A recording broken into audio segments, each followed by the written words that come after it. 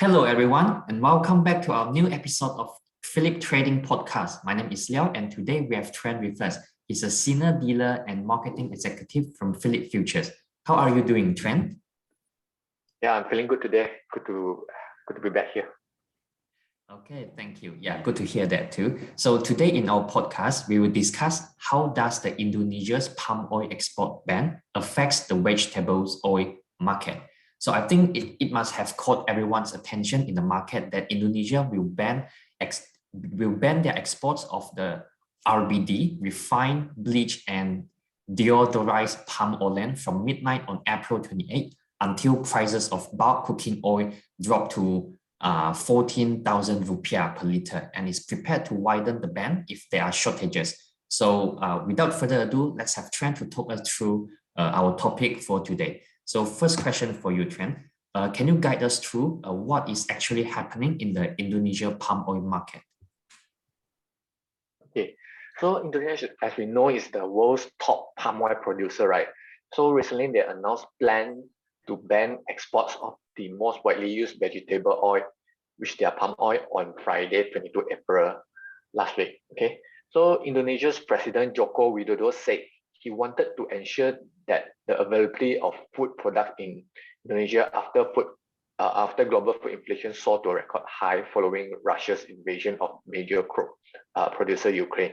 Okay, so there will be a halting of shipments of all the cooking oil and its raw material widely used in products ranging from cakes to cosmetics, which could raise a cost for packaged food producers globally and also force government to choose between using vegetable oils in food and also for biofuel. Also worth noting that Indonesia actually accounts for more than half of the global palm oil supply. Okay, and Malaysian producers also say that the world's number 2 palm oil exporter, which is us, Malaysia, is currently facing a production shortfall due to a pandemic-induced labor shortage, and is unlikely to be able to plug the gap, the shortage gap.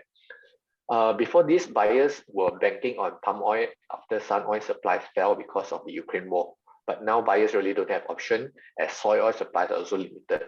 Hence, we can expect severe shortages of veggie oil in the short term.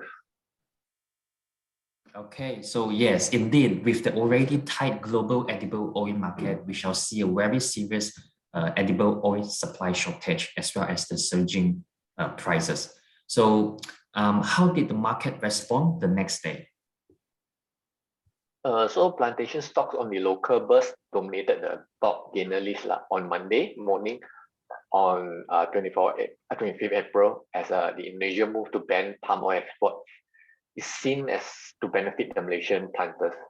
Some of the top gainers include Kuala Lumpur Kepong, KLK in short, BRD Plantation, Sarawak Oil Palm, United Plantation, Ta'an Holdings, Hapsing Plantation, and also the Genting Plantation. These are some of the plantation stocks that move a lot. Then meanwhile, in the first hour of trading on Monday, our benchmark crude palm oil, CPO, on the BMD exchange saw as much as 7%. But prices started slumping as new details emerged that the Indonesia plan will exclude products such as crude palm oil shipments. Okay, so the tropical oil fell for more than 4% before closing 2% lower as compared to the previous day close. Trading volume in the July contract was a few times higher than the 3-month daily average. As a result, many traders were caught off guard with the Indonesia's policy uncertainty and could not unwind their profitable position in time as prices become very volatile. Okay, wow. So what a day for the CPO market. So since the Indonesian government has clarified that CPO will be excluded from their ban, and yeah, they only meant to ban the palm oil. But at the same time, can you also explain to us on the latest development of the expanded palm oil ban announced on last Wednesday? Yeah. So after the Friday announcement, then the Indonesian government also made an announcement on Wednesday to widen the scope of their export ban on raw materials for cooking oil to include crude and refined palm oil known as CPO, crude palm oil.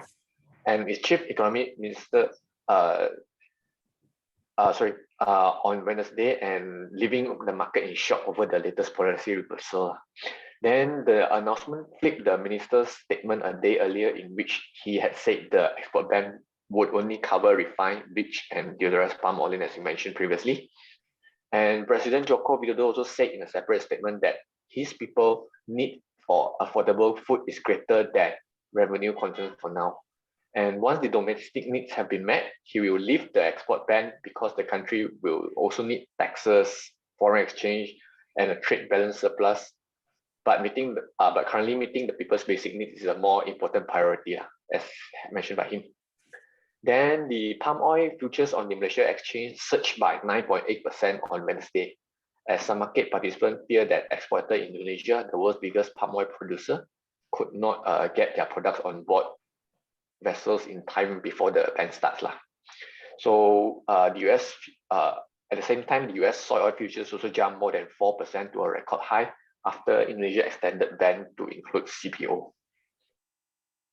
Wow, so seems like it's really is a chaotic week for the palm oil market.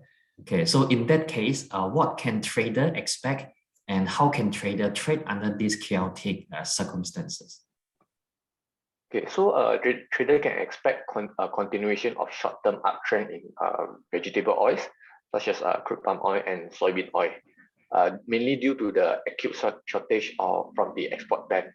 However, traders also need to be mindful that Indonesia's ban on palm oil exports is unlikely to last more than a month, as Jakarta has limited infrastructure to store the surplus oil, and the country currently faces mounting pressure from buyers to resume shipments.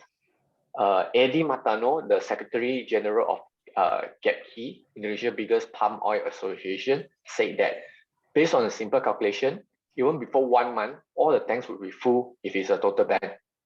Once the tanks run out of space, mills cannot process the fresh fruit bunches, which would rot and force production to drop.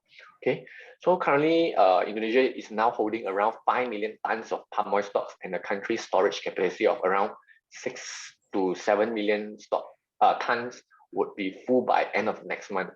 So, and at the same time, Indonesia produces around 4 million tons of palm oil every month and consumes around 1.5 million tons. So this is one of the factors that traders have to consider, given their low limited storage. Okay, yeah. So, okay, thank you, Trent, for explaining the situation in the CPO market last week, in which I believe our audience out there, they are very keen to know what was really going on. Yeah, so for those who wish to get yourself up to date with the discussion on the market, remember to like and share this video. And also don't forget to subscribe to our YouTube channel. Yeah, so if you wish to speak to one of our representatives regarding the crude palm oil futures, feel free to drop us a message and we will get back to you as soon as possible. So now we have come to an end to our podcast today. So once again, thank you, Trent, for the wonderful sharing today. Happy trading, everyone, and see you guys next round. Goodbye. Okay, thanks. Bye-bye. Bye-bye.